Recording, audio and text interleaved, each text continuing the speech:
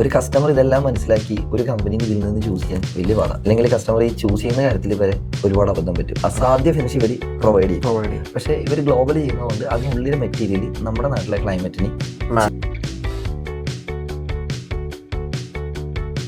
ഇപ്പോൾ ഇഗ്ലു ഇപ്പോൾ ഇവൻ്റെ ഇഗ്ലു കൺസൾട്ടൻസി എന്ന് പറയുന്നത് ഇപ്പോൾ ആസ് എ കസ്റ്റമർ ഇപ്പോൾ ഞാൻ വന്ന് അപ്രൂവ് ചെയ്യുമ്പോൾ ഇപ്പോൾ എനിക്കൊരു വില്ല അല്ലെങ്കിൽ ഒരു ഫ്ലാറ്റിൻ്റെ പെർച്ചേസിൻ്റെ സമയത്ത് ഞാൻ വന്ന് അപ്രോച്ച് ചെയ്ത് കഴിഞ്ഞാലും ബാക്കിയുള്ള ഈ പറയുന്ന ഇൻറ്റീരിയർ ഇതിപ്പോൾ എറണാകുളത്ത് ഒരുപാട് കൺസൾട്ടൻസീസ് ഉണ്ട്. കൺസൾട്ടിങ് ആയിട്ടില്ല, ഇന്റീരിയർ കമ്പനീസ് ആണുള്ളത്. ഡിസൈനിങ് ഫേമുകളാണുള്ളത്. ഓക്കെ, അപ്പോൾ ഇത് ശരിക്കും ഞാൻ വന്ന് വിപിൻ്റെ അടുത്ത് ഞാൻ അപ്രോച്ച് ചെയ്യുമ്പോൾ എനിക്ക് ബാക്കിയുള്ള കമ്പനികളിൽ നിന്നും അല്ലെങ്കിൽ അവർ പ്രൊവൈഡ് ചെയ്യുന്ന ഈ പറയുന്ന ഇൻറ്റീരിയർ കൺസൾട്ടിങ്ങിൽ നിന്ന് എന്താ ഒരു വ്യത്യസ്തതയുള്ളത് എന്താ, അതായത് എങ്ങനെ ഡിഫറൻഷ്യേറ്റ് ചെയ്യാൻ പറ്റുമെന്ന് ഞാൻ ചോദിക്കുന്നത്. നമ്മളുടേത് കംപ്ലീറ്റ്ലി മറ്റൊരു പുതിയൊരു ആശയമാണ് ഇഗ്ലുവിൻ്റെ വരുന്നത്. അപ്പോൾ നമ്മൾ 100% കൺസൾട്ടിങ് സർവീസ് മാത്രമാണ് ചെയ്യുക. നമ്മൾ സാറിന് ഒരു പ്രൊഡക്റ്റും നമ്മൾ സെയിൽ ചെയ്യാൻ ഉദ്ദേശിക്കുന്നില്ല. സാർ എവിടെ പോയി കഴിഞ്ഞാലും അവരവരുടെ ഒരു പ്രൊഡക്റ്റ് നമ്മൾ പർച്ചേസ് ചെയ്യണം, അങ്ങനെയാണല്ലോ വരിക. ഒന്നെങ്കിൽ അവരുടെ ഡിസൈൻ നമ്മൾ മേടിക്കണം, ഇല്ലെങ്കിൽ അവരുടെ പ്രൊഡക്റ്റ് നമ്മൾ പർച്ചേസ് ചെയ്യണം. ഓക്കെ, അതായത് ഇപ്പോൾ നമ്മളിപ്പോൾ സാധാരണ ഇപ്പോൾ ഒരു ഫ്ലാറ്റിൽ വന്നു കഴിഞ്ഞാൽ കാര്യങ്ങളെല്ലാം സംസാരിച്ചതിന് ശേഷം നമ്മളൊരു 3D കാര്യങ്ങളൊക്കെ എല്ലാം ഫില്ല് ചെയ്തതിന് ശേഷം പിന്നെ ഒരു എക്സിക്യൂഷൻ പാർട്ട് എന്ന് പറയുന്നത് ഈ ബോർഡുകളും കാര്യങ്ങളും എല്ലാം കൊണ്ട് കബോർഡും കാര്യങ്ങളും ഒക്കെ ഫിക്സ് ചെയ്യുക, ഇങ്ങനെയൊക്കെയുള്ള കാര്യങ്ങളാണ് പൊതുവെ നോർമലി ചെയ്യുന്നത്. ഇത് ഇങ്ങനെ ഒരു റൊട്ടീനാണ് നമ്മുടെ നാട്ടിൽ പോയിക്കൊണ്ടിരിക്കുന്നത്. അതെ, കാരണം അതൊരു റൊട്ടീനായിട്ട് ഇങ്ങനെ പോവുക. അങ്ങനെ ഒരു കോൺസെപ്റ്റേ അല്ല നമ്മളുടേത്. കാരണം ഒരു കസ്റ്റമർ ആദ്യമായിട്ട് ഇൻറ്റീരിയർ ചെയ്യുമ്പോൾ, അല്ലെങ്കിൽ കസ്റ്റമർ വീട് വെക്കുന്നത് ലൈഫിൽ ഒന്നോ രണ്ടോ തവണ മാത്രമാണ് വീട് വെക്കുക, അല്ലേ?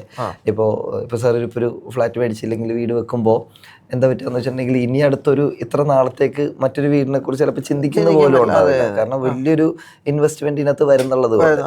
അപ്പോൾ ഇത് ലൈഫിൽ ഒന്നോ രണ്ടോ മാത്രം സമയം സംഭവിക്കുന്ന കാര്യമാണ് വീട് വെക്കുക എന്നുള്ളത്. അതുകൊണ്ട് തന്നെ കസ്റ്റമർക്ക് ഇതിനകത്ത് ഒട്ടും എക്സ്പീരിയൻസ് ഉണ്ടാവില്ല. ഇവർ ആദ്യമായിട്ട് ചെയ്യുമ്പോൾ നമ്മൾ എന്ത് കാര്യം ആദ്യമായിട്ട് ചെയ്ത് കഴിഞ്ഞാലും നമുക്ക് ഒരുപാട് അബദ്ധങ്ങൾ പറ്റാറുണ്ടല്ലോ. ഇത് ഒഴിവാക്കുക എന്നുള്ളതാണ് നമ്മളുടെ ഒരു കോൺസെപ്റ്റിലേക്ക്. ഇപ്പോൾ ഞാനിതൊന്ന് ജസ്റ്റ് ഒന്ന് ബ്രീഫ് ചെയ്യാം, നമ്മളുടെ സർവീസുകൾ എന്തൊക്കെയാണെന്നുള്ളത്.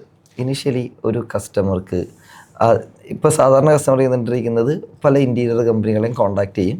അവിടെ നിന്നൊരു അവർ വരും, നമ്മളുടെ റിക്വയർമെൻറ്റ്സ് ഒക്കെ പറയും, അവരൊരു എസ്റ്റിമേഷൻ തരും. ഈ എസ്റ്റിമേഷൻ നമ്മൾ കമ്പയർ ചെയ്യും. അങ്ങനെ ഒരു പ്രോസസ്സ്. എന്നിട്ട് അതിനകത്ത് ഇഷ്ടപ്പെട്ടൊരു കമ്പനീനെ ചൂസ് ചെയ്യും. ഇതൊക്കെ കമ്പയർ ചെയ്തിട്ട് ഒരു കമ്പനീനെ ചൂസ് ചെയ്യും. എന്നിട്ട് അവർക്ക് ഡിസൈനിങ്ങിലേക്ക് കൊടുക്കും.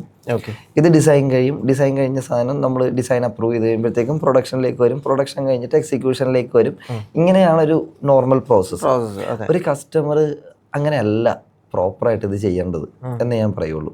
കാരണം നമ്മൾ ആദ്യം ചെയ്യേണ്ടത്, നമ്മളുടെ ഫസ്റ്റ് സർവീസ് എന്താണ് ഇൻറ്റീരിയർ എന്നുള്ളത് കസ്റ്റമർക്ക് കൃത്യമായി പറഞ്ഞു കൊടുക്കുക എന്നുള്ളതാണ്. ഇപ്പോൾ സാറ് വരുന്നു, അപ്പോൾ സാറിൻ്റെ അടുത്ത് ഞാൻ പറയാം, സാർ ഇന്നതുപോലെയൊക്കെ നമുക്ക് ചെയ്യാം. ഇത് പറയൽ മാത്രമല്ല, നമ്മളിതൊക്കെ കാണിച്ചു തരും. നമുക്ക് എന്തൊക്കെ കോർ മെറ്റീരിയൽ കേരളത്തിൽ അവൈലബിൾ ആണ്. ഇപ്പോൾ നമുക്ക് മറൈൻ പ്ലൈവുഡ് ഉണ്ട്, HDHMR ഉണ്ട്, WPC ഉണ്ട്, HDF ഉണ്ട്, MDF ഉണ്ട്, പാർട്ടിക്കിൾ ബോർഡ് ഉണ്ട്. അങ്ങനെ ഒരുപാട് കോർ മെറ്റീരിയൽസ് ഉണ്ട്. ഈ കോർ മെറ്റീരിയൽസ് തന്നെ പല രീതിയിൽ വ്യത്യാസം വരും. ഇപ്പോൾ 710 എന്ന് പറയുന്ന മറൈൻ പ്ലൈവുഡിൻ്റെ ഗ്രേഡിൽ 100 കാറ്റഗറിയാണ്, 100 പ്രൈസ് വേരിയേഷൻസ് ഉണ്ട്. ഇതിനൊക്കെ ക്വാളിറ്റി വ്യത്യാസമുണ്ട്. ഇതൊക്കെ തമ്മിലുള്ള വ്യത്യാസങ്ങൾ എന്താണ്, ഓരോ പ്രൊഡക്റ്റിൻ്റെയും ഗുണങ്ങൾ എന്താണ്, ഓരോ പ്രൊഡക്റ്റിൻ്റെയും നെഗറ്റീവ് എന്താണ്, ഇതുള്ളത് നമ്മൾ കൃത്യമായിട്ട് പറഞ്ഞ് മനസ്സിലാക്കി തരും. ഇതൊക്കെ നമ്മൾ കാണിച്ചും തരും. ഓക്കെ, അപ്പോൾ അതോടുകൂടി കസ്റ്റമർക്ക് ഒരു മെറ്റീരിയൽ ചൂസ് ചെയ്യാൻ കുറച്ചും കൂടി ഈസി ആയിരിക്കും. ഓക്കെ, നമ്മൾ ആദ്യം ഒരു കസ്റ്റമർ ചെയ്യേണ്ടത് എന്താണെന്ന് വെച്ചിട്ടുണ്ടെങ്കിൽ കസ്റ്റമർക്ക് ഇതിനെക്കുറിച്ച് കൃത്യമായ ഒരു ധാരണ ഉണ്ടായിരിക്കുക എന്നുള്ളതാണ്. ഇതാണ് നമ്മൾ ആദ്യം ചെയ്യുക. ഇപ്പോൾ മെറ്റീരിയലിൻ്റെ കേസ് ഞാൻ പറഞ്ഞു. അതേപോലെ തന്നെ ഫിനിഷസിലേക്ക് വരുമ്പോൾ നമുക്ക് ലാമിനേഷൻ ഫിനിഷ് ഉണ്ട്, അക്രിലിക് ക്രിസ്റ്റൽ, അതേപോലെ തന്നെ PU, ലാക്വർ ഗ്ലാസ്, അങ്ങനെ പല റേഞ്ചിൽ വിനീർ വരുന്നുണ്ട്. അങ്ങനെ ഒരുപാട് ഫിനിഷസ് ഉണ്ടല്ലോ. മെംബ്രെയിൻ ഫിനിഷ് വരുന്നുണ്ട്. അങ്ങനെ ഒരുപാട് ഫിനിഷസ് കസ്റ്റമർക്ക് നമുക്ക് ഈ ഫിനിഷിലൊക്കെ നമുക്ക് ഇൻറ്റീരിയർ ചെയ്യാം. അപ്പോൾ ഈ ലാമിനേഷൻ ഫിനിഷ് തന്നെ പല ഇപ്പോൾ ഗ്ലോസി, അതേപോലെ തന്നെ മാറ്റ് എന്ന് പറയുന്നതിൽ തന്നെ ഈ മാറ്റ് ഫിനിഷിൽ തന്നെ സ്യൂഡ് ഫിനിഷും ഉണ്ട്. അത്യാവശ്യം നമുക്ക് ഫെദർ ടച്ച് കിട്ടുന്ന ബെറ്റർ ഫിനിഷും കൂടിയുണ്ട്. നമുക്കൊരു അക്രിലിക് പോലെ തന്നെ ഫീൽ ചെയ്യും, ബട്ട് ഇറ്റ് ഇസ് ലാമിനേഷൻ എന്നുള്ളൊരു കോൺസെപ്റ്റ്. അപ്പോൾ ഇത് മനസ്സിലാക്കണം കസ്റ്റമർ. അക്രിലിക്കിൽ എന്തൊക്കെ വേരിയേഷൻ ഉണ്ട്, അത് റെഗുലർ അക്രിലിക് ഉണ്ട്, അതിന് ഗ്ലോസിയും മാറ്റും ഉണ്ട്. ക്രിസ്റ്റൽ വരുമ്പോൾ എന്താ വ്യത്യാസം വരിക, ക്രിസ്റ്റലിന് മാറ്റ് വരുമ്പോൾ എന്താ വ്യത്യാസം, ഗ്ലോസ് വരുമ്പോൾ എന്താ വ്യത്യാസം, പി യുവിൽ വരുമ്പോൾ എന്തൊക്കെയാ വ്യത്യാസം. എല്ലാവർക്കും പി യു എന്ന് പറഞ്ഞാൽ പി യു ഫിനിഷ് എന്നേ അറിയുള്ളൂ. അല്ലാതെ പി യു 3 കോട്ടായിട്ട് ചെയ്യാം, 4 കോട്ട് ചെയ്യാം, 6 കോട്ട് ചെയ്യാം, 7 കോട്ട് ചെയ്യുന്നവരുണ്ട്, 8 കോട്ട് ചെയ്യാം. ഇത് തമ്മിലുള്ള വ്യത്യാസം എന്താണെന്ന് മനസ്സിലായാലല്ലേ കസ്റ്റമർക്ക് ഒരെണ്ണം ഈസി ആയിട്ട് പിക്ക് ചെയ്യാൻ പറ്റുള്ളൂ. ഇപ്പോൾ ഒരു കമ്പനീനെ അപ്രോച്ച് ചെയ്യുമ്പോൾ അവർ ചിലപ്പോൾ ലാമിനേഷൻ ഫിനിഷും അക്രിലിക്കും ലാക്വർ ഗ്ലാസും മാത്രം ചെയ്യുന്നുണ്ടാവുള്ളൂ. അവർ മറ്റൊന്നിനെ കുറിച്ച് പറയുക പോലും ഇല്ല. ഓക്കെ, അപ്പോൾ ഇപ്പോൾ പി യുവിനെ കുറിച്ച് ഇപ്പോൾ അവർ ഒരു കമ്പനി പി യു ചെയ്യുന്നില്ല, ആ കമ്പനി പി യുവിനെ കുറിച്ച് പറയില്ല, അല്ലെങ്കിൽ ഒരു ഓപ്ഷനായിട്ട് പോലും പറയില്ല. ഇവർ ചെയ്യുന്നത് മാത്രമല്ലേ കസ്റ്റമർക്ക് കിട്ടുള്ളൂ. നമ്മളൊരു കൺസൾട്ടിങ് കമ്പനിയിലേക്ക് വരുമ്പോൾ എന്താ വ്യത്യാസം ഉണ്ടെങ്കിൽ ഇതെല്ലാം നമ്മൾ എക്സ്പ്ലെയിൻ ചെയ്ത് തരും. അപ്പോൾ കൃത്യമായിട്ട് നമ്മൾ ആദ്യം ഈ പ്രൊഡക്റ്റ് നോളജ് കൊടുക്കുക എന്നുള്ളതാണ്. നമുക്ക് ഏതെല്ലാം രീതിയിൽ ചെയ്യാം, ഓരോ പ്രൊഡക്റ്റിൻ്റെയും പ്ലസും മൈനസും എന്താണ് എന്നുള്ളതൊക്കെ നമ്മൾ വളരെ കൃത്യമായിട്ട് പറഞ്ഞു കൊടുക്കുക, കാണിച്ചും തരും. അതിന് വേണ്ടിയിട്ട് നമ്മുടെ കൂട്ടത്തിലൊന്ന് ട്രാവൽ ചെയ്യണം ഒരു ദിവസം. ഓക്കെ, അപ്പോൾ ട്രാവൽ ചെയ്യുമ്പോഴത്തേക്കും നമ്മളിതെല്ലാം വ്യക്തമാക്കി കാണിച്ചു തരും. ഓക്കെ, അപ്പോൾ ഇതാണ് നമ്മൾ കൊടുക്കുന്ന ആദ്യത്തെ സർവീസ്, വാട്ട് ഈസ് ഇന്റീരിയർ എന്നുള്ളത് കൃത്യമായിട്ട് നമ്മൾ മനസ്സിലാക്കി കൊടുക്കുക. അതോടുകൂടി തന്നെ കസ്റ്റമർക്ക് ഇതിനെക്കുറിച്ചൊരു കൃത്യമായ ധാരണ കിട്ടും. ഇവിടെ നിന്ന് വേണം നമുക്ക് അടുത്ത പ്രോസസ്സുകൾ സ്റ്റാർട്ട് ചെയ്യാൻ. അപ്പോൾ കൃത്യമായിട്ടൊരു ധാരണയുള്ള ഒരു കസ്റ്റമർക്ക് മെറ്റീരിയൽ, അവർക്ക് ആവശ്യമായിട്ടുള്ള മെറ്റീരിയൽ ചൂസ് ചെയ്യാൻ പറ്റും. ഓക്കെ, അതേപോലെ തന്നെ ഫിനിഷ് യൂസ് ചെയ്യാൻ പറ്റും, മെറ്റീരിയൽ യൂസ് ചെയ്യാൻ പറ്റി, ഫിനിഷ് യൂസ് ചെയ്യാൻ പറ്റി. ഓക്കെ, നമുക്ക് ഇതിനകത്തുള്ള സാധ്യതകളൊക്കെ മനസ്സിലാക്കിയിരിക്കുന്നതാണ് കസ്റ്റമർ. പിന്നീട് കസ്റ്റമർക്ക് കുറെ കൂടി ഈസി ആയിരിക്കും കാര്യങ്ങൾ. അടുത്ത സ്റ്റെപ്പ് എന്ന് പറഞ്ഞിട്ടുണ്ടെങ്കിൽ നമുക്ക് ഇത് എക്സിക്യൂട്ട് ചെയ്യാൻ, നമ്മൾ ഈ സാധനം എക്സിക്യൂട്ട് ചെയ്യുന്നില്ല, നമ്മൾ ഒരു സാധനം കസ്റ്റമർക്ക് സെയിൽ ചെയ്യുന്നില്ല. ഏതെങ്കിലും ഒരു ഐറ്റം നമ്മൾ സെയിൽ ചെയ്യാൻ തയ്യാറായി കഴിഞ്ഞാൽ അല്ലെങ്കിൽ അത് നമ്മൾ പുഷ് ചെയ്യാൻ തുടങ്ങും. ഓട്ടോമാറ്റിക്കലി അങ്ങനെയാണല്ലോ സംഭവിക്കുക. ഒരിക്കലും അങ്ങനെ നമ്മൾ ചെയ്യരുത് എന്നുള്ളത് തന്നെയാണ് നമ്മളുടെ ഡിസിഷൻ. അപ്പോൾ നമ്മൾ നെക്സ്റ്റ് ചെയ്യേണ്ടത് ഇത് എക്സിക്യൂട്ട് ചെയ്യാനായിട്ട് ഒരു കമ്പനീനെ കണ്ടുപിടിക്കുക എന്നുള്ളതാണ്. അപ്പോൾ ഇപ്പോൾ ഒരു കസ്റ്റമർ നേരിട്ട് ഈ കേരളത്തിൽ മാത്രം 16,000-ഓളം ആളുകളുണ്ട്. കമ്പനിയായിട്ടും ഇൻഡിവിജ്വലായിട്ടൊക്കെ ചെയ്യുന്ന 6,000-ഓളം ആളുകളുണ്ട്. ഇതിൽ നിന്ന് ഒരാളെ അല്ലെങ്കിൽ ഒരു കമ്പനീനെ ചൂസ് ചെയ്യാന്ന് പറഞ്ഞാൽ കസ്റ്റമർക്ക് ഈ 6,000 ആൾക്കാരത്തും പോകാൻ പറ്റും. കസ്റ്റമർ മാക്സിമം റീച്ച് ചെയ്യുന്ന 7, 8, 9 കമ്പനികളാണ്. ബാക്കിയുള്ള കമ്പനിയെ കുറിച്ച് കേട്ടുകേൾവി പോലും ഉണ്ടാവില്ല. കസ്റ്റമർ ഇപ്പോഴത്തെ കാലഘട്ടത്തിൽ കൂടുതലും ഈ ഡിജിറ്റൽ മീഡിയ മാർക്കറ്റിംഗ്, അങ്ങനെ ആഡ് വരുന്ന കാര്യങ്ങളിലാണ് ക്ലിക്ക് ചെയ്ത് പോവുക. അതിൽ നിന്നൊരെണ്ണം സെലക്ട് ചെയ്യുക എന്നുള്ളതാണ് ചെയ്യുക. ഇപ്പോൾ കമ്പനിയുടെ കേസ് പറയുമ്പോഴത്തേക്കും നമുക്ക് 6 കാറ്റഗറിയിൽ കമ്പനീസ് ഉണ്ട് കസ്റ്റമർക്ക്. ഓക്കെ, അതിനകത്ത് ഒരു ഏറ്റവും ഞാനിപ്പോൾ കാറ്റഗറൈസ് ചെയ്തിരിക്കുന്നത് പ്രൈസ് വൈസ് ആണ് കേട്ടോ. ഏറ്റവും ടോപ്പ് കാറ്റഗറി ഇമ്പോർട്ടഡ് പ്രൊഡക്റ്റ് തന്നെയാണ്. ഇപ്പോൾ ഇറ്റലിയിൽ നിന്നും ജർമ്മനിയിൽ നിന്നൊക്കെ വരുന്ന ഇമ്പോർട്ടഡ് പ്രൊഡക്റ്റുകളാണ് പ്രൈസ് വൈസിൽ ഏറ്റവും ടോപ്പായിട്ട് നിൽക്കുക. ഓക്കെ, ഇതിന് അതിൻ്റെതായിട്ടുള്ള ആ കമ്പനികൾക്ക് അതിൻ്റെതായിട്ടുള്ള പ്ലസ്സും ഉണ്ട് നെഗറ്റീവ് ഉണ്ട്. ഇവരുടെ ഫിനിഷ് മാരക ഫിനിഷ് ആയിരിക്കും, അസാധ്യ ഫിനിഷ് ഇവർ പ്രൊവൈഡ് ചെയ്യും. പക്ഷേ ഇവർ ഗ്ലോബൽ ചെയ്യുന്നതുകൊണ്ട് അതിനുള്ളിലെ മെറ്റീരിയൽ നമ്മുടെ നാട്ടിലെ ക്ലൈമറ്റിന് ശരി പോരായ്മ വരുന്നതാണ്. അതെ. അപ്പോൾ ആ കമ്പനികളുടെ പ്ലസും മൈനസും എന്താണ് എന്നുള്ളത് കസ്റ്റമർ മനസ്സിലാക്കി കൊടുക്കും. രണ്ടാമത്തെ കാറ്റഗറി എന്ന് പറയുമ്പോൾ നമുക്ക് വരുന്നത് പാൻ ഇന്ത്യ ലെവലിൽ ഉള്ള റീച്ചുള്ള കമ്പനികളാണ്. എല്ലാ മേജർ ടൗണുകളിലും ഉണ്ടാവും. ഓക്കെ, അപ്പോൾ ഈ കമ്പനികളുടെ പ്രത്യേകത എന്താണ്, അവർക്ക് എന്തൊക്കെ ബെനിഫിറ്റ് ഉണ്ട്, നമ്മൾ അവരെ കൊണ്ട് ചെയ്യിച്ചാൽ നമുക്ക് എന്തൊക്കെ ബെനിഫിറ്റ് ഉണ്ട്, എന്തൊക്കെ പോരായ്മകളുണ്ട്, ഇത് നമ്മൾ കൃത്യമായിട്ട് മനസ്സിലാക്കി കൊടുക്കും. അപ്പോൾ ആദ്യത്തെ കാറ്റഗറിയുടെ അത്രയും റേറ്റ് ഇല്ല സെക്കൻഡ് കാറ്റഗറിയിൽ. തേർഡ് കാറ്റഗറിയിലേക്ക് വരുമ്പോൾ തേർഡ് കാറ്റഗറിയിലുള്ള കമ്പനീസാണ് കൂടുതലും ഈ കസ്റ്റമേഴ്സിനെ അറിയാവുന്നത്. കാരണം അവരാണ് ഇപ്പോൾ ഓൾ കേരള റീച്ച്, കാരണം ഒരു മിഡിൽ ക്ലാസ് ഫാമിലിക്ക് അപ്രോച്ച് ചെയ്യാൻ പറ്റുന്ന തരത്തിലുള്ള. അത് മാത്രമല്ല ആ നമ്പേഴ്സ് കൂടുതലായത് കൊണ്ട് തന്നെ ഇവരുടെ അഡ്വർടൈസ്മെന്റിനൊക്കെ നല്ല എമൗണ്ട് ഇവർ ഇൻവെസ്റ്റ് ചെയ്യും. അതുകൊണ്ട് തന്നെ കസ്റ്റമറിലേക്ക് ഈ കാറ്റഗറിയിലുള്ള കമ്പനീസാണ് കൂടുതലും എത്തിപ്പെടുക. അപ്പോൾ അത് മാത്രം കാണുന്ന കസ്റ്റമർക്ക് അതിൻ്റെ മേളിലുള്ള കമ്പനികളുടെ ഫിനിഷ് എന്താണെന്നോ കാര്യങ്ങളോ ഒന്നും മനസ്സിലാവില്ല. ചിലപ്പോൾ ഈ തേർഡ് കാറ്റഗറിയിൽ പോകുന്നൊരു കസ്റ്റമർക്ക് സത്യം പറഞ്ഞു കഴിഞ്ഞാൽ സെക്കൻഡ് കാറ്റഗറിയിൽ നിന്ന് പിക്ക് ചെയ്യാനായിട്ടുള്ള അല്ലെങ്കിൽ അവർ അഫോർഡ് ചെയ്യാനായിട്ടുള്ള കപ്പാസിറ്റി ഉണ്ടാവും. പക്ഷേ ഈ അറിവില്ലായ്മ മൂലം തേർഡ് കാറ്റഗറിയിലാവും. അടുത്തത് വരുന്നത് ഫോർത്ത് കാറ്റഗറിയാണ്. ഫോർത്ത് കാറ്റഗറി എന്ന് പറയുമ്പോഴത്തേക്കും ഈ അപ്കമിങ് ഇൻറ്റീരിയർ കമ്പനികളാണ്. തേർഡ് കാറ്റഗറിയിലേക്ക് എത്തിക്കൊണ്ടിരിക്കുന്ന അപ്കമിങ് ഇൻറ്റീരിയർ കമ്പനികളാണ്. ഇതിനകത്തൊരു നമുക്കൊരു 75-100 കമ്പനികളാണ് അവൈലബിൾ ആയിട്ടുള്ളത്. എല്ലാവരും ഒരേ ഫോർമാറ്റിലല്ല ചെയ്യുന്നത്. പക്ഷേ ഇതിനകത്ത് കുറച്ച് ആളുകൾ തേർഡ് കാറ്റഗറി കൊടുക്കുന്ന സെയിം ഫിനിഷിലൊക്കെ നമുക്ക് പ്രൊഡക്റ്റുകൾ തരാറുണ്ട്. ഓക്കെ, അപ്പോൾ നെക്സ്റ്റ് വരുന്നത് ഫാക്ടറീസാണ്. അവർക്ക് ഫാക്ടറി മാത്രമേ ഉണ്ടാവുക. കൂടുതലും B2B ബിസിനസ്സും കാര്യങ്ങളൊക്കെ അവർ നടത്തും. പക്ഷേ കസ്റ്റമർക്ക് പോസിബിളാണ് ചെയ്യിക്കാനായിട്ട്. അടുത്ത 6ാമത്തെ കാറ്റഗറി എന്ന് പറയുന്നത് നമ്മൾ തന്നെ കുറച്ച് മെറ്റീരിയലൊക്കെ എടുത്ത് 2-3 കാർപ്പൻറ്റേഴ്സിനെ വിളിച്ചുകൊണ്ട് വരുത്തി ചെയ്യിക്കുന്നത്. അപ്പോൾ അവർ സൈറ്റിലിട്ടായിരിക്കും ചെയ്തത്. അപ്പോൾ ഈ 6 രീതിയിലാണ് ഒരു കസ്റ്റമർക്ക് ഇൻറ്റീരിയർ ചെയ്യാൻ പറ്റുക. എല്ലാത്തിനും പ്രൈസ് വ്യത്യാസമുണ്ട്. ഒരു കസ്റ്റമർ ഇതെല്ലാം മനസ്സിലാക്കി ഒരു കമ്പനീനെ ഇതിൽ നിന്ന് ചൂസ് ചെയ്യാൻ വലിയ പാടാണ്. അല്ലെങ്കിൽ കസ്റ്റമർ ഈ ചൂസ് ചെയ്യുന്ന കാര്യത്തിൽ വരെ ഒരുപാട് അബദ്ധം പറ്റും. ഓക്കെ, കസ്റ്റമർ ഇതിനു വേണ്ടി എസ്റ്റിമേഷനൊക്കെ ആയിരിക്കും കൂടുതലും ചെയ്യുക. ഇപ്പോൾ എസ്റ്റിമേഷൻ കമ്പാരിസൺ നമുക്ക് നോർമലി പറ്റുന്നൊരു കാര്യമല്ല. എല്ലാവരും അങ്ങനെയാണ് ചെയ്യുന്നത്. ഇപ്പോൾ നമ്മളിപ്പോൾ ഒരു 5-6 കമ്പനികളിൽ അപ്രോച്ച് ചെയ്ത് അവരെ നമ്മളുടെ വീട്ടിൽ കൊണ്ടുവന്ന് നമ്മളുടെ റിക്വയർമെൻറ്റും കാര്യങ്ങളൊക്കെ പറഞ്ഞു കൊടുത്തു. ഫസ്റ്റ് പ്രോസസ്സ് എന്താ, ഇവരൊരു എസ്റ്റിമേഷൻ നമുക്ക് പ്രിപ്പയർ ചെയ്ത് തരിക എന്നുള്ളതാണ്. അപ്പോൾ ഒരു എസ്റ്റിമേഷൻ പ്രിപ്പയർ ചെയ്യുമ്പോഴത്തേക്കും കസ്റ്റമർക്ക് റിക്വയർമെൻറ്റ്സേ പറയാൻ പറ്റുള്ളൂ. കിച്ചൺ വേണം, TV യൂണിറ്റ് വേണം, പാർട്ടീഷൻ വേണം, വാർഡ്രോബ് വേണം, ഇങ്ങനെയാണ് റിക്വയർമെൻറ്റ് പറയുക. അപ്പോൾ ഈ ചില സാധനങ്ങളുണ്ട്. ഇപ്പോൾ ലിവിങ് ഡൈനിങ് പാർട്ടീഷൻ, ഈ പാർട്ടീഷൻ 20,000 രൂപക്കും ചെയ്യാം, 2.5 ലക്ഷം രൂപക്കും ചെയ്യാം എന്ന് വിചാരിച്ചോ. ഇത് സാറിൻ്റെ വീടിൻ്റെ സ്ട്രക്ചറിന് മാച്ച് ചെയ്യുന്ന ഒരു പാർട്ടീഷൻ വരുമ്പോൾ ഒരു 40,000 45,000 ആയിരിക്കും ചിലപ്പോൾ റേഞ്ച് വരിക. ഓക്കെ, ഇത് വന്ന് നോക്കുന്ന ആളുകൾക്ക് അറിയാം. എന്നിരുന്നാലും ഫസ്റ്റ് കൊട്ടേഷനിൽ ഇവർ ബേസ് റേറ്റ് ആയിരിക്കും ഇടുക. ഓക്കെ, എല്ലാവരും അല്ല, കുറച്ച് ആളുകൾ.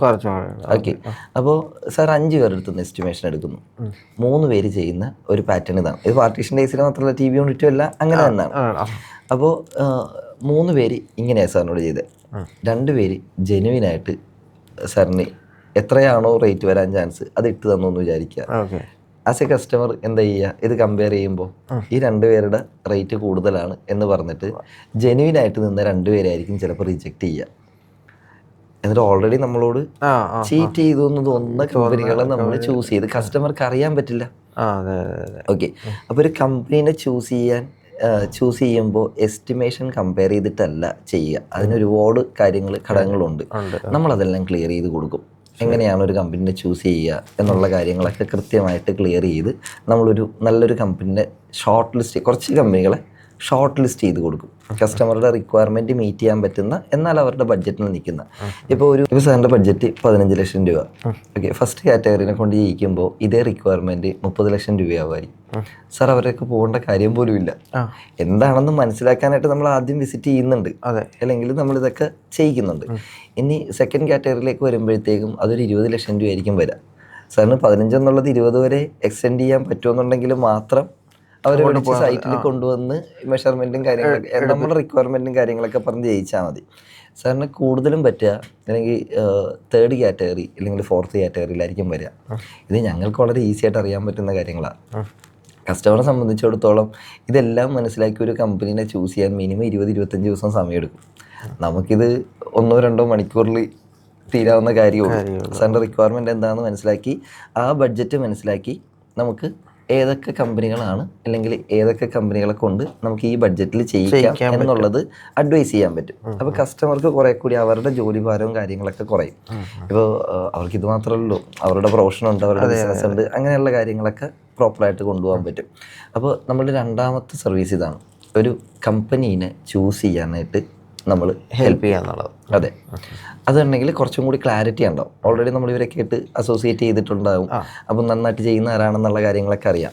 ഓക്കെ, ഇനി 3rd സർവീസ് എന്ന് പറഞ്ഞിട്ടുണ്ടെങ്കിൽ ഈ ഒരു കമ്പനിനെ ചൂസ് ചെയ്ത് കഴിഞ്ഞാൽ നമ്മൾ അടുത്ത സ്റ്റേജ് എന്താ, ഡിസൈനിങ് ആണ് അല്ലേ. ഡിസൈനിങ്ങിലേക്ക് പോകുമ്പോഴത്തേക്കും ഒരു കസ്റ്റമർക്ക് ഇതിനെക്കുറിച്ച് ചിന്തിക്കുന്ന പോലുമില്ല സത്യത്തിൽ. ഒരു കസ്റ്റമർക്ക് ഒരു കമ്പനീനെ അപ്രോച്ച് ചെയ്ത് കഴിയുമ്പോൾ ആ കസ്റ്റമറുടെ വർക്ക് ഏത് ഡിസൈനർ ചെയ്യണം. ഒരു കമ്പനിയിൽ ഒരു ഡിസൈനർ അല്ലല്ലോ ഉണ്ടാവുക, 10-15 ഡിസൈനേഴ്സ് ഉണ്ടാവുമായിരിക്കും. ഓക്കെ, അതിനകത്ത് ഏത് ഡിസൈനർ നമ്മളുടെ വർക്ക് ചെയ്യണം അല്ലെങ്കിൽ നമ്മളുടെ വീട് ഡിസൈൻ ചെയ്യണം എന്ന് പറയാനായിട്ടുള്ള റൈറ്റ്സ് ഉണ്ടാവില്ല. ഇനി റൈറ്റ്സ് ഉണ്ടെങ്കിൽ പോലും നമുക്കതിന് പ്രത്യേകിച്ച് അറിയില്ലല്ലോ. ഇവരുടെ ആരുടെയും വർക്ക് എന്താണെന്ന് അറിയാത്തതുകൊണ്ട് നമുക്കൊരിക്കലും ഇതിനെക്കുറിച്ച് പറയാനായിട്ട് പറ്റില്ല. അപ്പോൾ ആ സമയത്ത് ഏത് ഡിസൈനറാണോ ഫ്രീ ആയിട്ടുള്ളത് ആ ഡിസൈനർക്കായിരിക്കും നമ്മളുടെ വർക്ക് ചെയ്യാനായിട്ടുള്ള ഇത് കിട്ടുക. ശരിയല്ലേ? ഇത് കോമൺ സെൻസ് കൊണ്ട് ചിന്തിച്ചാൽ മനസ്സിലാവുന്ന കേസേ ഉള്ളൂ. അപ്പോൾ അങ്ങനെ വരുമ്പോഴത്തേക്കും ഓരോ ഡിസൈനറുടെയും കപ്പാസിറ്റി ഡിഫറെൻറ്റാണ്. ഓക്കെ, വർക്ക്മാൻഷിപ്പ് ഡിഫറെൻ്റ് ആയിരിക്കുമല്ലോ ഇവരുടെ, ഓരോരുത്തരുടെ വർക്ക്മാൻഷിപ്പ് ഡിഫറെൻ്റ് ആയിരിക്കുമല്ലോ. അപ്പോൾ നമുക്ക് കിട്ടുന്നത്, നമ്മളിപ്പോൾ ഇച്ചിരി ലെക്ക് കുറഞ്ഞ ആളാണെങ്കിൽ നമുക്ക് എന്താ അവിടുത്തെ ഒരു ഫ്രഷറെയോ ഇല്ലെങ്കിൽ 1, 2, 3 വർഷം മാത്രം എക്സ്പീരിയൻസ് ഉള്ള ഒരു ഡിസൈനറെ ആയിരിക്കും നമുക്ക് കിട്ടുക. ഓക്കെ, നമുക്കിതിനെക്കുറിച്ചിട്ട് കൂടുതൽ കാര്യങ്ങളൊന്നും അറിയാൻ പാടില്ലാത്തത് കൊണ്ട് ഈ കിട്ടുന്ന ഡിസൈൻ കാണാൻ ആംബിയൻസ് ഉണ്ടോ, ഭംഗിയുണ്ടോ എന്നുള്ളത് നമ്മളുടെ റിക്വയർമെൻറ്റ് മീറ്റ് ചെയ്യുന്നുണ്ടോ എന്ന് മാത്രമേ കസ്റ്റമർക്ക് പറയാൻ പറ്റുള്ളൂ. അല്ലാതെ അതിനകത്തേക്കുള്ള ഡീറ്റെയിലിങ്ങിലേക്ക് ഇറങ്ങിച്ചെന്ന് ആ ഡിസൈനർക്ക് ചിലപ്പോൾ ചെയ്യാൻ പറ്റിയെന്ന് വരില്ല, എന്ന് പറയാൻ പറ്റില്ല. മനസ്സിലായോ? കാരണം എന്താണെന്ന് വെച്ചിട്ടുണ്ടെങ്കിൽ നമ്മൾ ആ ഒരു കമ്പനിയെ സംബന്ധിച്ചിടത്തോളം അല്ലെങ്കിൽ ആ ഡിസൈനറെ സംബന്ധിച്ചിടത്തോളം ഒരുപാട് പ്രൊജക്റ്റിൽ ഒരു പ്രൊജക്റ്റ് മാത്രമാണ് സാറിൻ്റെ അവർക്ക്. അതെ, കസ്റ്റമറെ സംബന്ധിച്ചിടത്തോളം ഇത് അവരുടെ ഡ്രീം പ്രൊജക്റ്റാണ്. ഇത് ചെയ്ത് ഇതിപ്പോൾ പോയത് പോട്ടെ അടുത്തതിൽ ചെയ്യാമെന്ന് വിചാരിച്ചാൽ നടക്കുന്ന കാര്യമല്ലോ വീട്. ഓക്കെ, അപ്പോൾ അതുകൊണ്ട് അതിന് നമുക്ക് സൊല്യൂഷനുണ്ട്. നമുക്ക് ഈ ലെഗ് ഫാക്ടർ കൊണ്ട് നമുക്കൊരു ഡിസൈനറെ കിട്ടുക എന്ന് പറയുന്ന രീതി നമ്മളുടെ ഇതിനകത്തേക്ക് വരുമ്പോൾ നമ്മളതിനൊരു സൊല്യൂഷൻ കണ്ടുപിടിച്ചിട്ടുണ്ട്. പ്രോപ്പറായിട്ട് നമ്മളത് ക്ലിയർ ചെയ്തു. ഓക്കെ, ഡിസൈനിങ് കഴിഞ്ഞ് കഴിഞ്ഞാൽ അടുത്ത സ്റ്റേജ് പ്രൊഡക്ഷനാണ്. ഈ ഡിസൈനിൻ്റെ അപ്രൂവൽ കൊടുത്തു കഴിയുമ്പോൾ അടുത്ത സ്റ്റേജ് പ്രൊഡക്ഷനാണ്. പ്രൊഡക്ഷനിലേക്ക് വരുമ്പോൾ ഇവിടെ ഏറ്റവും കൂടുതൽ കസ്റ്റമർക്ക് അബദ്ധം പറ്റും. നമ്മൾ പലയിടത്തും ഇൻസിഡൻറ്റ് ചെയ്യുന്നത് മെറ്റീരിയൽ പറഞ്ഞത് മാറിപ്പോയി, നമ്മൾ ആദ്യം കാണിച്ച മെറ്റീരിയൽ അല്ല തന്നത്, സൈറ്റിൽ വന്നത് നമ്മൾ കളറ് കൊടുത്തത് മാറിപ്പോയി. അങ്ങനെ ഒരുപാട് മിസ്റ്റേക്കുകൾ പ്രൊഡക്ഷനിൽ നടക്കും. ഒരു കസ്റ്റമർക്ക് ഒരിക്കലും ഇതിന്റെ ഫാക്ടറിയിൽ പ്രൊഡക്ഷൻ നടക്കുന്ന സമയത്ത് ഇത് അവിടെ പോയി നോക്കി നിൽക്കാൻ പറ്റില്ല. ശരിയല്ലേ? അപ്പോൾ പ്രൊഡക്റ്റ് ക്വാളിറ്റി അഷുറൻസ് നമ്മൾ പ്രൊവൈഡ് ചെയ്യും കസ്റ്റമർക്ക് വേണ്ടിയിട്ട്. ഇതെല്ലാം കറക്റ്റാണോ പ്രോപ്പറാണോ എന്നുള്ള കാര്യങ്ങളെല്ലാം നമ്മൾ നോക്കിക്കോളും. അപ്പോൾ കസ്റ്റമർ ബ്ലൈൻഡ് ആയിട്ട് ഒരാളെ വിശ്വസിക്കേണ്ട. ഓക്കെ, ഇപ്പോൾ നമ്മളെ എങ്ങനെ വിശ്വസിക്കുന്നു എന്ന് പറഞ്ഞാൽ നമ്മളൊരു സാധനം പോലും സാറിന് വിൽക്കുന്നില്ല. അതുകൊണ്ട് തന്നെ എന്തെങ്കിലും ഒരു പോരായ്മ കണ്ടു കഴിഞ്ഞാൽ അത് പോരായ്മയാണെന്ന് പറഞ്ഞാൽ നമുക്കൊരു ബുദ്ധിമുട്ടും ഉണ്ടാവില്ല എന്നുള്ളതാണ് അവിടുത്തെ പോയിന്റ്. അപ്പോൾ ഈ പ്രൊഡക്റ്റ് ക്വാളിറ്റി അഷുറൻസ് നമ്മൾ കൊടുക്കുന്നുണ്ട്. അതുകൊണ്ട് തന്നെ ഈ മെറ്റീരിയൽ മാറിപ്പോയി, കളറ് മാറിപ്പോയി, മെറ്റീരിയൽ വന്നതിന് ഫിനിഷ് പോരാ എന്നുള്ള സാധനങ്ങളൊക്കെ നമുക്ക് ഒഴിവാക്കി കൊടുക്കാനായിട്ട് പറ്റും. ഈ പ്രൊഡക്ഷൻ കഴിഞ്ഞാൽ അടുത്ത സ്റ്റേജ് വരുന്നത് എക്സിക്യൂഷനാണ്. നമ്മളുടെ വീട്ടിൽ ഇതെല്ലാം ഇൻസ്റ്റാൾ ചെയ്യണം. ഇത് പ്രൊഡക്ഷൻ കഴിഞ്ഞാൽ ഇത് ഇൻസ്റ്റാൾ ചെയ്യണം. ഇൻസ്റ്റാൾ ചെയ്യുമ്പോഴും ഇത് തന്നെയാണ് അവസ്ഥ. ഒരു കമ്പനീനെ സംബന്ധിച്ചിടത്തോളം ഒരു ഇൻസ്റ്റാളേഷൻ ടീം അല്ല ഉണ്ടാവുക. ഒരുപാട് ഒരു 4, 5, 6, 10 ഇൻസ്റ്റാളേഷൻ ടീം ഉണ്ടാവും. ഓരോരുത്തരുടെയും വർക്ക്മാൻഷിപ്പ് ഡിഫറെൻ്റ് ആണ്. ഇപ്പോൾ ഒരു ഗ്ലോബൽ സ്റ്റാൻഡേർഡ് പ്രകാരം നമുക്ക് ഒരു 95% ആക്യുറസിയാണ് ഫാക്ടറിയിൽ എടുക്കുന്ന പ്രൊഡക്ഷന് കിട്ടുക. 5% വേരിയേഷൻ കാര്യങ്ങളൊക്കെ വരും. കാരണം സാറിനെ സംബന്ധിച്ചിടത്തോളം വാർഡ്രോബ് എന്ന് പറഞ്ഞു കഴിഞ്ഞാൽ ഒരു യൂണിറ്റാണ്. അത് ഇത് ചെയ്യുന്ന ആളുകളെ സംബന്ധിച്ചിടത്തോളം അല്ലെങ്കിൽ ഒരു പ്രൊഫഷണലെ സംബന്ധിച്ചിടത്തോളം ഈ വാർഡ്രോബ് എന്ന് പറഞ്ഞൊരു 10-35 പീസുകളാണ്. മനസ്സിലായി? ഇങ്ങനെ വ്യത്യാസം വരും. അപ്പോൾ ഈ പല ആളുകളാണ് ഇത് ഇൻസ്റ്റാൾ ചെയ്യുക. ഇവരുടെ വർക്ക്മാൻഷിപ്പ് ഡിഫറെൻ്റ് ആയിരിക്കും. ഞാൻ പറഞ്ഞില്ലേ, 95% ആക്യുറസിയാണ് ഉണ്ടാവുക, 5% വേരിയേഷൻ വരും. അത് നമ്മുടെ കേരളത്തിലേക്ക് വരുമ്പോൾ ഈ 95% ആക്യുറസിയും കിട്ടുന്നില്ല എന്നുള്ളതാണ് സത്യം. 90% ആക്യുറസി വരുള്ളൂ. ഈ 10% വരുന്ന വേരിയേഷനും കാര്യങ്ങളെല്ലാം റെക്ടിഫൈ ചെയ്യുന്നത് നമ്മളുടെ ഇൻസ്റ്റലേഷൻ ടീമാണ്, കാർപ്പൻറ്റേഴ്സ്. അവിടെ വന്നു കഴിയുമ്പോഴേക്കും ഇതിനൊരു ഡയമെൻഷൻ വ്യത്യാസം, ആ ഡയമെൻഷൻ എടുത്ത് കൊടുക്കുന്നത് ഈ കാർപ്പൻറ്റേഴ്സ് ആയിരിക്കും. ഓക്കെ, അല്ലെങ്കിൽ അവിടെ ഇട്ട് തന്നെ നമുക്ക് എന്തെങ്കിലും റെക്ടിഫിക്കേഷൻ ചെയ്യാൻ പറ്റുന്നതാണെങ്കിൽ ഈ ചെയ്യുന്ന ആൾക്കാരുടെ വർക്ക്മാൻഷിപ്പ് വളരെ ഇമ്പോർട്ടൻ്റാണ്. അപ്പോൾ ഇതും കസ്റ്റമർക്ക് ചൂസ് ചെയ്യാൻ പറ്റില്ല. ഓക്കെ, നമ്മളിപ്പോൾ ആദ്യമായിട്ട് ചെയ്യുന്നത് കൊണ്ട് നമുക്കൊരു യൂണിറ്റിൽ പ്രൊഡക്റ്റ് കണ്ടു കഴിഞ്ഞാൽ ഇത് ഈ ഫിനിഷ് വന്നാൽ മതിയോ, അതോ ഇതാണോ ഇതിന് കിട്ടാവുന്ന ഏറ്റവും ബെസ്റ്റ് ഫിനിഷ് എന്നുള്ളതൊന്നും കസ്റ്റമർക്ക് അറിയാൻ പറ്റില്ല. അവിടെ കസ്റ്റമർക്ക് ഒരു പ്രൊഫഷണലുടെ സഹായം കൂടിയേ തീരും. ഇപ്പം നിലവിൽ കസ്റ്റമർ എന്താ ചെയ്യുക, ഇതേ കമ്പനിയുടെ സ്റ്റാഫിനെ തന്നെ വിളിച്ചു ചോദിക്കും. അവര് പിന്നെ അവരുടെ ബിസിനസിന് വേണ്ടിയിട്ട് പല കേസുകളും പോസിറ്റീവായിട്ടല്ലേ പറയുള്ളൂ. നെഗറ്റീവ് ഉണ്ടെങ്കിൽ തന്നെ, അങ്ങനെ എല്ലാവരും അങ്ങനെയാണെന്ന് ഞാൻ പറയുന്നില്ല, എന്നാലും ഭൂരിഭാഗവും മേ ബി ഇങ്ങനെ തന്നെ ആയിരിക്കും. അത് നമുക്ക് അങ്ങനെയല്ലേ പ്രതീക്ഷിക്കേണ്ടതുള്ളൂ. ഇവിടെ നമ്മൾ ഇൻവോൾവ് ചെയ്യുമ്പോൾ നമ്മളെ ഹയർ ചെയ്യുന്നത് കസ്റ്റമറുടെ സൈഡിലായിരിക്കും നമ്മൾ നിൽക്കുക. അതിന് എന്തെങ്കിലും ചെറിയ ഡിഫക്റ്റ് ഉണ്ടെങ്കിൽ നമ്മളത് കൃത്യമായിട്ട് പറഞ്ഞ് കൊടുക്കും. ഇല്ലെങ്കിൽ അത് റെക്ടിഫൈ ചെയ്യാനായിട്ടുള്ള മാർഗം നമുക്ക് നോക്കാം. ഇപ്പോൾ പ്രധാനമായിട്ട് ഇൻസ്റ്റലേഷൻ നടക്കുന്ന സമയത്ത് സാർ അത് ഇങ്ങനെ ഇൻസ്റ്റാൾ ചെയ്യാൻ പറ്റുള്ളൂ എന്ന് പറഞ്ഞു കഴിഞ്ഞാൽ അതങ്ങനെ അല്ല, ഇങ്ങനെ ഇൻസ്റ്റാൾ ചെയ്യാം എന്ന് പറഞ്ഞു കൊടുക്കാനായിട്ട് കസ്റ്റമർക്ക് അറിവില്ല, പക്ഷെ നമുക്ക് പറ്റും. അങ്ങനെയല്ല, അത് ഇങ്ങനെ ഇൻസ്റ്റാൾ ചെയ്ത് കഴിഞ്ഞാൽ അത് റെഡിയാവും എന്ന് പറഞ്ഞു കൊടുക്കാനായിട്ടുള്ള കപ്പാസിറ്റി കസ്റ്റമർക്ക് ഇല്ലാത്തത് കൊണ്ടും കസ്റ്റമർക്ക് ഒരുപാട് അബദ്ധം പറ്റുന്നുണ്ട്. കിട്ടേണ്ടതായിട്ടുള്ള കുറേ സാധനങ്ങൾ കിട്ടാതെ പോകും. അത് ഒഴിവാകും. ഓക്കെ. ഇൻസ്റ്റലേഷൻ കഴിഞ്ഞിട്ട് പിന്നെ നെക്സ്റ്റ് സ്റ്റേജ് വരുന്നത്, ഇപ്പോൾ ഇൻസ്റ്റലേഷൻ കഴിയുമ്പോഴത്തേക്കും കഴിഞ്ഞു എന്ന് വിചാരിക്കും, നമുക്ക് പിന്നെ സ്റ്റേജ് കിടക്കുക.